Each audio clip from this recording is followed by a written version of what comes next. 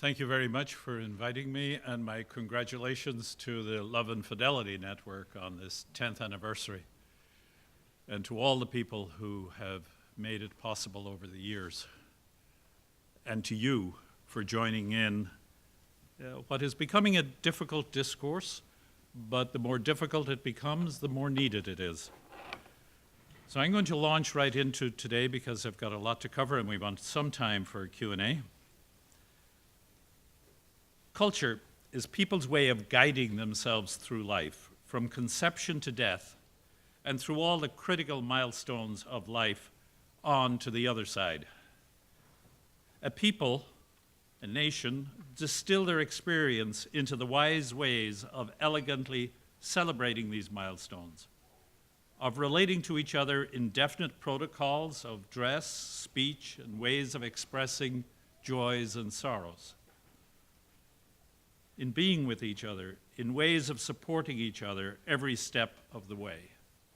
That is what culture is, the embodiment of past generations, the embodiment of wisdom of past generations. And high culture is then when we, from all levels of wealth and education, put music and art and poetry and drama and song and dance to these steps through life. How much of culture would vanish if we left out romance? That's courtship through marriage. How much poetry, song, dance, opera, novels, drama, movies, stories, paintings, and sculpture. Imagine the arts with no expression of romance. The most exciting part of culture is the celebration of romance, from the first moment of interest in the other, through to the drama of the ups and downs of coming closer and closer in affection, leading eventually to proposal, betrothal, and marriage. And the whole community looks on in hopes, and eventually it celebrates with them. But behind all the excitement and drama of romance, eventually lies the baby, the new life, the big purpose of it all.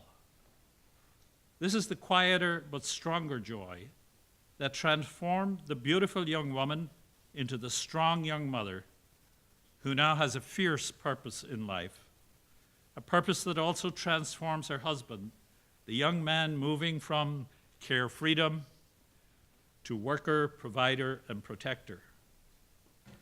With each new birth, together they grow in strength and love, and together they live more and more for their children.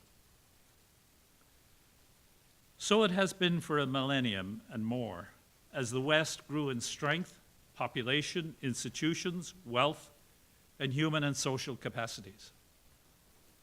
However, the worm is always within, and temptations succumbed to in all the institutions gave rise to a counterculture, now with hindsight visible in some of the flowerings of the Enlightenment, leading eventually to a direct assault on human life and the family and the child. I can think of no more dramatic illustration of that than that of Kate Millett, who got her doctorate from Columbia in the 60s, one of the founders of the National Organization of Women. And she and her friends, who started NOW, had their weekly planning meetings, and they started them with a back and forth chant, reported by Kate's sister, Mallory, who was frequently in attendance. The chant is reminiscent, somewhat, of monks and choir. The leader began, and you may have read this, but it's apropos for this point. The leader began, "Why are we here today?" "To make revolution," they answered. "What kind of revolution?" "The cultural revolution," they chanted. "How do we make cultural revolution?" "By destroying the American family," they answered. "How do we destroy the family?" "By destroying the American patriarch," they cried. "How do we destroy the American patriarch?" "By taking away his power." "How do we do that?" "By destroying monogamy," they answered. "How do we destroy monogamy?" "By promoting promiscuity, eroticism, prostitution, and homosexuality," they resounded. Then the meeting began, and with it, the most serious and successful assault on love, fidelity, and marriage in all of human history, resulting in the fracturing of the U.S. family. This is census data from 1940 through to 2013. The blue at the bottom is the intact married family, the children, the population as a whole. And you can see the drop from 1960 with that red bracket to 2013. By now, at age 17, only 46% of our 17-year-old teenagers live in an intact married family with their parents who brought them into existence, with massively deleterious effect on the average attainment of children and later on them as adults across all the major tasks of life. Without exception, on every dimension measured in the federal survey system, every dimension measured, adults and children do best in the always intact married family. Here on grade point average in high school, the biggest survey we have of teenagers in high school, intact married family, and then all the other family structures. All these charts I'll make available to people so you don't have to worry too much about the details. You can study the details later. It holds across all measures measured, and there's a scattering of them, but I can tell you I've done it. And on our website, we have 150 different measures from many different surveys. Every single one of them, always adults and kids. The US population that does best is the intact married family, adults and children, always, virtually without exception. Actually, by the bell curve, you'd expect a couple of exceptions, and I think there are one or two, but they're very, very small. And behind all this lies the power of chastity. As here we see its impact on the probability of marriage surviving through to the end of the 5th year. This is a federal survey, the National Survey of Family Growth. Those married couples who are lifelong monogamous, their spouse is their only sexual partner ever, are almost all married, both men and women, men in red, women in blue, 5 years later. However, with each additional sexual partner, the picture rapidly deteriorates. And for women, in blue, the breakup rate reaches 50% when they have had 2 other sexual partners other than their spouse, mostly before marriage. For men, the impact is there, but more slowly, reaching the 50% by their 5th sexual partner. This is the structuring, this is by the way, this here is the sexual act at the bottom. This is an icon of society. Up at the top, above the water, the news that you see on radio, in the Wall Street Journal, New York Times, but down below is the vast majority of the functioning of society. And like an iceberg, way below the surface of what is reported, the strengths and weaknesses of society that make up the daily news. Hidden below is the structuring of the sexual act, which so structures the family, and in turn, that so structures society and all its institutions and all their outcomes. But even more dramatic are the national population averages on religious worship. From that same first survey, we talked about teenagers at grade point average, same children, by frequency of religious worship. Out of a score of 4, those who worship weekly, 2.9, a couple of times a week, a couple of times a year, never. And the pattern is pretty monotonously predictable across all measures, be they positive or negative. I can tell you that. I look at this now. In the beginning, I was very excited, still am excited, but it becomes boringly predictable on matters of religion. On every single outcome measured in the 8 federal surveys that carry it, those who worship weekly, adults or children, do best. And it goes down. Or on the negatives, they're the lowest, and it goes up. When you combine both, you find that the intact married family that worships God weekly does best on average in everything, this blue one here. this here behind is the non-intact family that doesn't worship at all. If you study that, there you have the two intact families, and you can see the difference religion makes. Weekly, never. And on the negatives, you get the reverse. So, and this happens on every single outcome measured in the US federal survey system. Thus all this leads to a human anthropology for society which thrives more, the more marriage, the more children, and the more worship there is. On all data, the more you move up from the 0 point on all up towards 100% on all, which is never reached, of course, that will be perfection. But as you go up that on every score, human functioning increases on average in the society. And the less marriage, you go down. Less marriage, less children, and less worship, you get more and more into negative territory or increased weaknesses.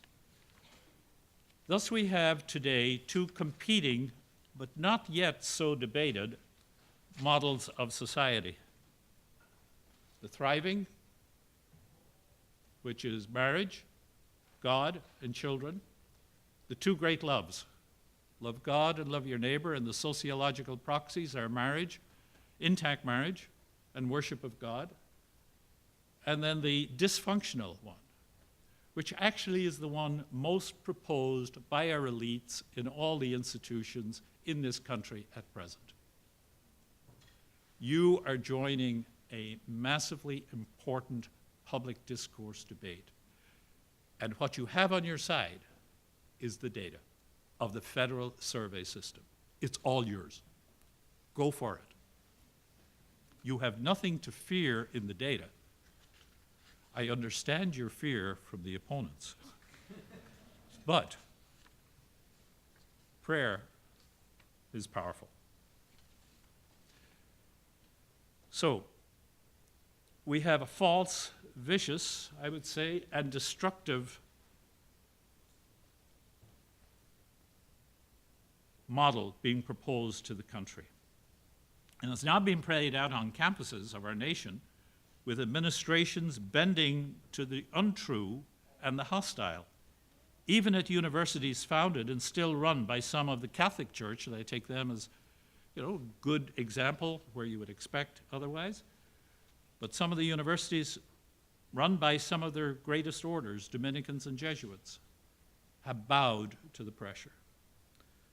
To many, the totally defenseless, just conceived new human being and the creative sexual act that made him or her the future of the human race, to many, this is considered the greatest threat to human happiness and is feared by governments and peoples around the world, with over 60 million mothers and fathers each year cooperating in a daily holocaust of 200,000 new human beings around the world. By contrast with this, there are billions of common sense folk who are engaged in the struggle for love and family life, loving, begetting, and providing in fidelity to each other, to their children, and to their God. Let us close with the voice of the totally defenseless, just conceived new human being, the future of the human race, a spot where we all once were, the core of every vibrant culture on earth, across all religions, as he or she addresses their father and mother and us, articulating universal, inalienable human rights that hold across cultures, ages, and all times, and all places, and that we must address on their behalf. Here's the newly conceived child speaking to the father and mother. The child is somewhere in the fallopian tube, still just a few cells. Though you do not yet know that I exist, you have just called me into the world, and now I am totally dependent on you. And yet, as yet, I have absolutely no obligations towards you, though I will later in my life, and especially as you grow old and dependent on me. Because you called me into existence, I now call on you to give me the soil, your lifelong marriage, in which I can grow to my ordinary human potential. Without this love, in this form, I will be much less the person I could be and that I am meant to be. And you both will be much less the persons you are meant to be. If you both love each other, I would thrive. Even if you both individually love me but do not love each other, I will not thrive as I ought. Thus, you owe me your marriage. Before God and all of mankind, I say this is my birthright. This is the justice I am due. You know this in your bones, for I am bone of your bones, flesh of your flesh, and every cell in my body will always be composed of your chromosomes, Father, and your chromosomes, Mother. From now on till my death, and after time ends, and after the last judgment, and the resurrection of the body, thus it will be forever, on into eternity.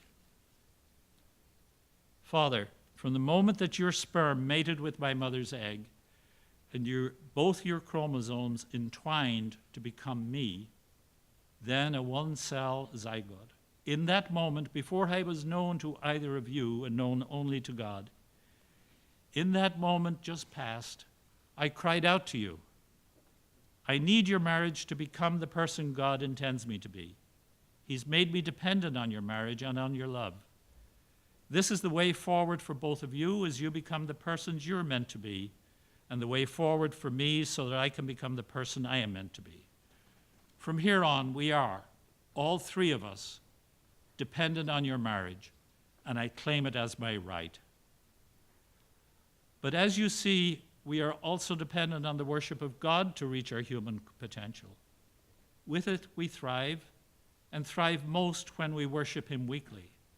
So that, too, I may reach my human potential, I also claim the weekly worship of God as my right. I am made for love. You both are made for love. Us three need the two great loves, you of each other and of God. That is how we thrive. Though they are my right, yet they come from you in the form of a gift. For no one, most especially me, but no one can force love, marriage, or worship. Though they are my right, they come only as a free gift. Yet I claim them, for I am helpless and defenseless. Words are my only defense. May many speak for me, so you may hear, so you may worship God, and so you may love me. Thank you.